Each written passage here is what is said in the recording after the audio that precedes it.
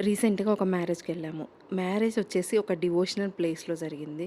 Everyone లైఫ్‌లో తప్పకుండా చూడాల్సిన ఒక ప్లేస్ అనమాట. చాలా మంచిగా మేము ప్లేస్‌ని ఎక్స్‌ప్లోర్ చేశాము.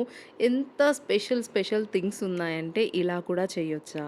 ఇలా కూడా చేసి చూపిచ్చొచ్చా? అని కూడా నాకనిపించిందనమాట. అసలు ఇంత ఎలా మెయింటైన్ చేస్తున్నారు? ఇంత మెయింటైన్ చేయాలంటే ఒక పవర్ అనేది ఉండాలి గదా!